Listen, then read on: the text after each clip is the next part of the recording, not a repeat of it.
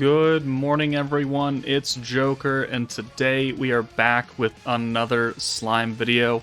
And today, I'm going to be showing you how you should properly attempt to build the new Divine General team, the big-time 3rd anniversary meta. We're going to get a lot of units. These 2 slots are going to fill up in the next coming weeks, so probably around the 4th or 5th, and then the 11th or 12th. We'll get a banner each, and these 2 slots will be taken, so technically, if you're going to run the full team, you just run the full team.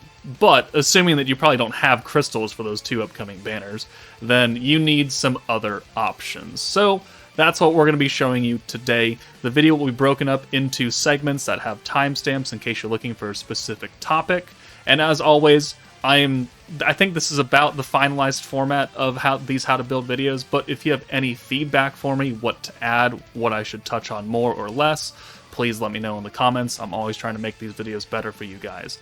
But with that said, let's go ahead and get started. Alright, so charms. There's a lot of charms in the game, and because Elmesia is sealing everything, you can pretty much run any damage charm as long as you're bringing the appropriate damage type of units, but this is a green stacking team, so honestly, like, the 100% top tier best charm option for you is going to be the this one right here. Increases Soul of Skills, green orbs, protection gauge increase by 40% for 3 turns.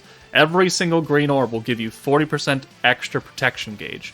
You want green orbs on this team. You want to have a lot of protection gauge to use Elmesia to give you stacks to reset. So this is far and away the best charm you can use for Elmesia. The next best one, I guess, would be going down, and it would be the skill point increase on green orbs. I think I have one somewhere in here. Right here. Soul of Skills, skill point increase. There are times that I found where I'm actually short on skill points for the nuke turn because these skills are like 90 points now, and I miscalculate. This could get you around that, but I still think that the protection gauge increase would be better.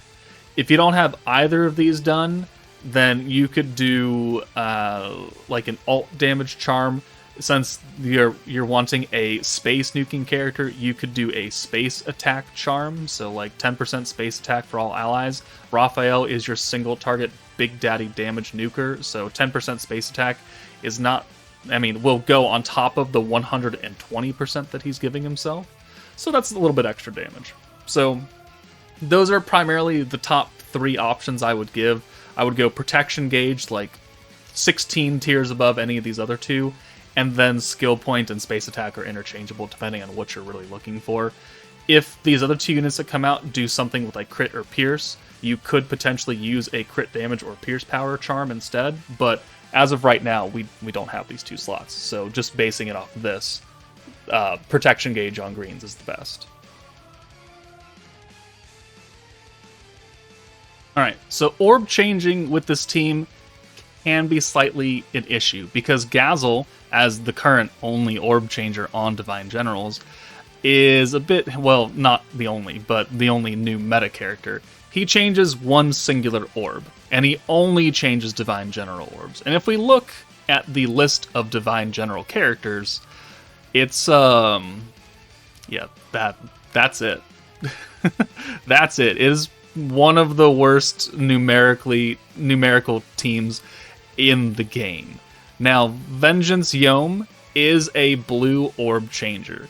His other skill, which is the Vengeance skill, does not work in this fight because it's sealed. So if you bring him, he's only here for his orb change. But if you do bring him, that opens up another character that Gazel can orb change like Yome's orbs to. So that is an option for you. But I wouldn't really bring him because, one, people probably don't have him starting out because the Vengeance rerun came out months ago and you can't really get him right now, so he's not really available to everybody. So if we cut out that and look at other blue or orange orb changers, there's a couple ones that really stand out, and they are available in the flashback shop. So if we go into the shop right here, and you go to the event right there. You get a lot of flashback crystals from doing the story quests with the beginner, rookie, chancellor support missions, and you can buy the old 4-star units, and a lot of them are going to be useful. Isis has a double blue orb change, which is what the beatdown battle needs. Her green buff is unnecessary because Diablo's doing it for free, but she can convert turn 1.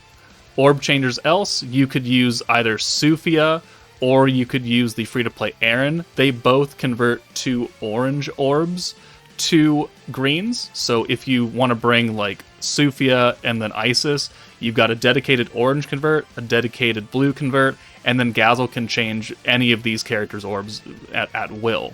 So that really works out. And because Elmisia and Diablo are giving you resets and the ability to use a bunch of skills in the same turn, if you get unlucky and you get like 4 oranges, you could just use Sufia twice, and you could still convert. So these are 2 strong, free-to-play orb-changing options that you can get out of the flashback shop right now, just by spending those and doing the missions to get the currency. Other orb changers, I mean, you could, if you have access to him, you could potentially bring Protector of Peace Geld. He also stacks up skill points on green orbs like Gazel does at a faster rate, and he's got his own convert where he can change his own orbs for Protector of Peace, because I don't think anyone else is on Protector of Peace here. So he can be an option, but again, he's a EX meta character, so if you didn't play during his meta, you don't have access to him. Older 5 stars that can still convert. Water Soe has a orange to green convert like Sufia and Aaron. He can be an option for you. Wind Lumi has a special convert, or if she's skill fused, she can just convert any 2 orbs to green.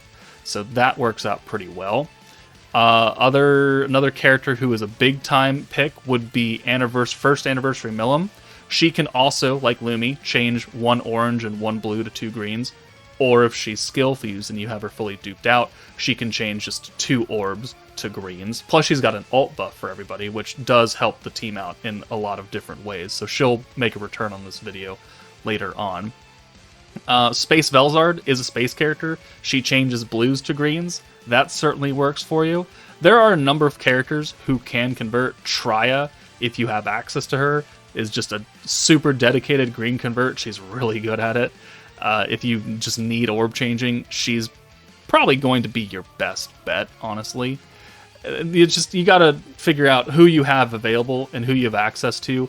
There are a lot of characters that can convert greens, since greens are probably the most prominent orb in this entire game.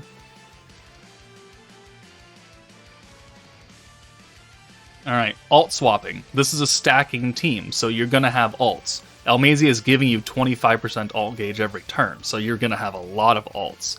Alt swapping to try and get EX alts easily and to get full hands of greens, so you can send a lot of orbs, so you can get a lot of skill points, so you can use a whole bunch of buffs over and over again, is going to be really important.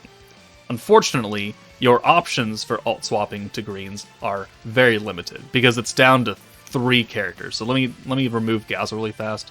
And you are either going to be extremely lucky and you have Overlord Shizu, or your next best option is Idol Shuna, or your next best option, and really only other option, is going to be the Light Masked Hero. Shizu changes 3 alts to green, Shuna changes 2, and the hero changes 1. 1 being like the worst case scenario, because you'll be using a lot of skills on top of each other, and while you can use her alt swap multiple times in a turn, it's still going to cost like 0 and then 20 and then 40. So it's going to cost 60 points to alt swap 3 characters, which you'd probably want to use those points for extra buffs from Raphael or something, or extra orb changes from Gazel. That's not ideal. These are the only 3 dedicated green alt swappers, though. Other units that can alt swap are going to be like Blanc, or Ogre's Pride Shuna, or some of the free-to-play characters have alt swaps, like Kleish is only swapping 1 light orb, which no one on this team is light, Glenda has a double alt swap, Gobta has an alt swap, but these are all alt swaps to blues and oranges, which is not the focus of this team. So they don't work really as well.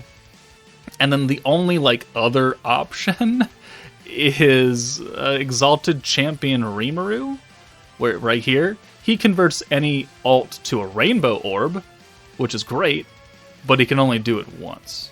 So after you use it the first time, the skill is dead. So he's not really that useful on a stacking team where you're going to be alt swapping pretty much every turn after turn 4.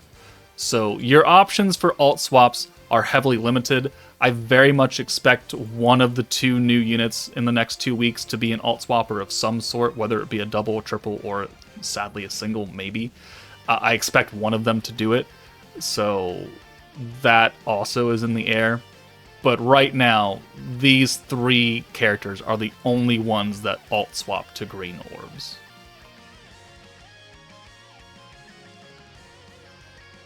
Alright, damage supports is very easy, because Elmesia, with her ability to seal, crit, pierce, synergy resistance, means that you can do any of those buffs. So any character that gives a pierce buff, like Aqua, where's Aqua? Like Aqua or Fount of Wisdom Albus, yeah, they'll work. I don't know if they'll work super well on this team because of their other skills, but their buffs will certainly take effect. The Masked Hero, for her guaranteed crits, like, that'll work too, because Elmesia's sealing their ability to defend against crits. Plus the rewind turn might actually help you use a few more skills. I don't know. That depends. But, like, you can bring any kind of damage buff as long as it makes logical sense. So this is a magic team. Bringing Visions of Coleus Violet is a very big thing, because she's got 100% magic buff. That helps everybody. What doesn't help everybody is Fount of Wisdom Rimuru, because he's buffing physical attack. This is not a physical team, so don't bring a physical buffer. So Fount of Wisdom Rimuru, Tempest Elite Benimaru is not going to be good here, because they're buffing things that this team just cannot take advantage of.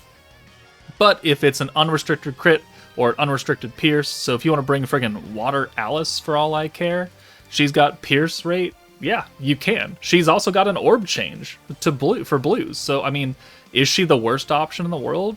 No, actually not. She can work. Another character who's going to work really, really, really, really well is the First Anniversary Milim. We talked about her earlier for her orb change, which she's got, but she's also got 70% alt damage, which will affect everybody.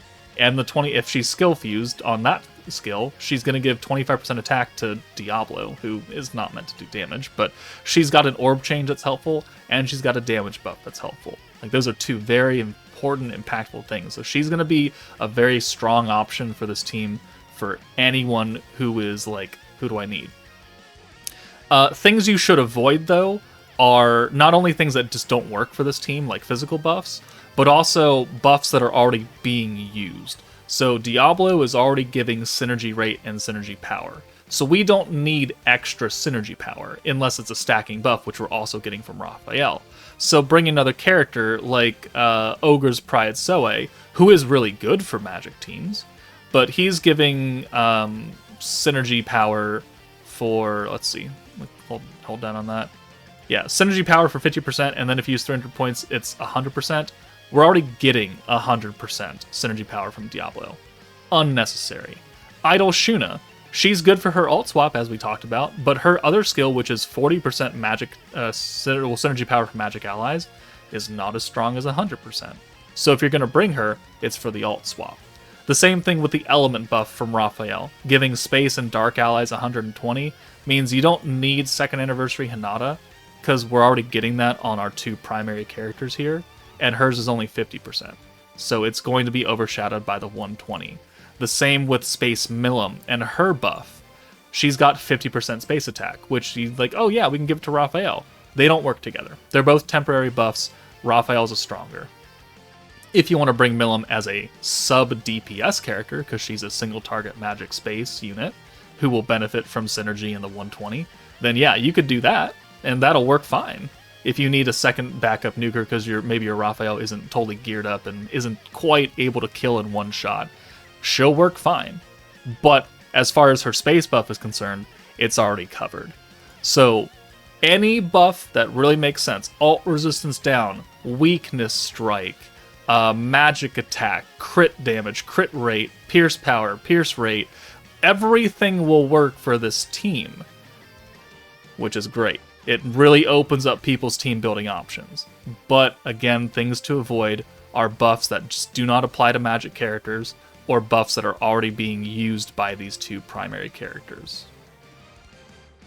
Now, on the off chance that you maybe didn't pull the entire team, like you got Elmisia and you got Diablo, but you don't have Raphael, like then you could bring Space Millum, give the space buff. She's got a little bit of a magic buff if she's skill fused. The Drago skill you can't use because it's sealed, but she is a single target space character. Like that does work. You could bring Jeanne, as we were talking earlier. She'll give herself the full buff power. She'll get the attack stack still. She can work. You'll have to swap out. If you don't have Diablo, so you don't have the synergy power, you can bring Idol Shuna, who's going to give synergy power to magic allies and synergy rate while having the double ult swap. Like that certainly does work. This can probably clear EX2, but nothing higher than that for beatdown battle. It's just that without Diablo, you're missing out on the multi-use skills per turn, which makes Gazel a lot less effective.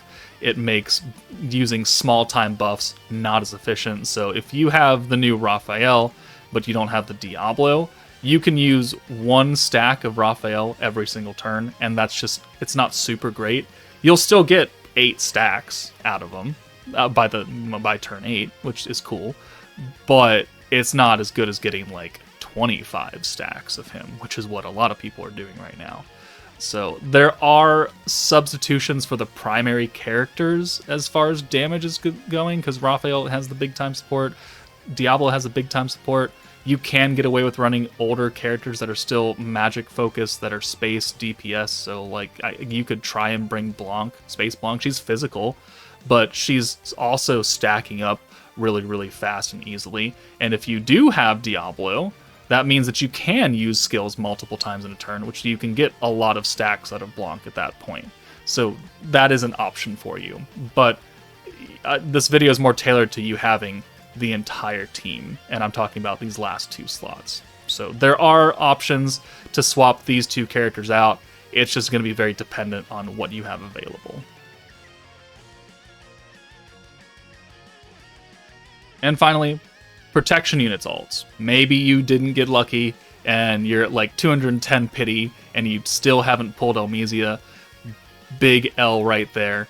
There are a few options you can use. The next best one is going to be Overlord Rimuru. If you have access to him, you were playing during the Overlord collab in March of this year, he's going to be a really solid option for you. If that doesn't work, you can then look at Masayuki if you have him, which I don't know if a lot of people will have him, but both Rimuru and Masayuki have skill resets. It's not as good as Elmisia's because it only resets down 1 level instead of every level, but they are stacking, right? Rimuru stacks element damage, gives you extra skill points on greens, which makes using a lot of Gazel just not as important. So you could maybe just take him off and bring a different Orb Changer that's doing more than just a single Orb Change. So that's if you're using Overlord Rimuru. For Masayuki, you're definitely going to need Gazel and probably another converter as well. And he is stacking attack, but only on the front line at the end of the turn. He's not as good. He does a reset. He does allow multiple use skills per turn, which means you don't have to use Diablo's skill, but you should be doing it anyway because it's got the green buff attached to it. He is an option if you have him, if you have either of them, which new players aren't going to have Overlord Rimuru, obviously, and I don't think 99% of people aren't going to have Masayuki. So apart from that, the options get really short. Idol Rimuru can work, but again, that's a collab unit that came out last year in December. And then if you go down to the old characters, Veldora is like your bread and butter. I don't have any EX protectors that reset and stat greens. He is the first anniversary protector and still usable to this day, and especially on this team, because what this team doesn't have right now, like with this setup, is magic attack. And Veldora gives you up to 70% magic attack every single time you use him. It's only for one turn, it's a temporary buff, but he raises your skill cap. He resets your skills by 1 level, and he gives you that up to 70% extra magic attack per turn, which means you don't have to bring Violet anymore on this team, because you've already got a magic buff covered. So if you didn't get lucky with Almizia, but you have this Veldora, he will work, and he'll be really good for this team, especially with the extra skill cap increase to 150 starting out. So that's excellent. If you don't have this Veldora, like you have nobody that is a 5-star unit, then I would highly suggest you go into the flashback shop again and pick up the free-to-play Protector Frey, this one right here.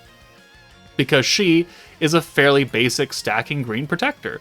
Increases all allies attack by 5%, increases the skill cost limit, which is your skill cap, by 20 points when she's level 10, and that can go up to 999, so she is raising your cap, and she's also resetting your skills. So she is a good option. And then the current free-to-play unit is the Toa, who does kind of the same thing that Frey is doing. It's just that we don't have a way to max out Toa right now, because she came out yesterday, and people aren't even going to have her at level 100. Her skills aren't going to be done, but she charms people, which gives you extra ult, and she stacks your attack and she raises your skill cap. She doesn't reset though. That's the thing, is that she doesn't reset your costs. So 4-star Frey is going to be like your last line of defense for this. And I don't think there's really, again, I think the free-to-play Gabiru Demi-Urge Protector that came out with the Overlord collab, like, you can attempt to use him. I don't even remember what he does. Where is he? Here he is. What does he do? He gives an element buff for 1 turn to Stern of Spirit, which Raphael is on Stern of Spirit. Raise your skill cap, gives you extra skill points. Doesn't reset you, though. So, bottom of the barrel would be that Protector of Peace Frey out of the flashback shop. Next up would be First Anniversary Dark Veldora, and then moving on to Idol Rimuru, Overlord Rimuru, Masayuki, and finally Almizia. But that should about cover everything you need to know about how to build a proper Divine General team. Again, if you have feedback for me on this video, if there's something I should add or cover in more detail, let me know. But that's it for me, guys. Take it easy, and I will see you all later.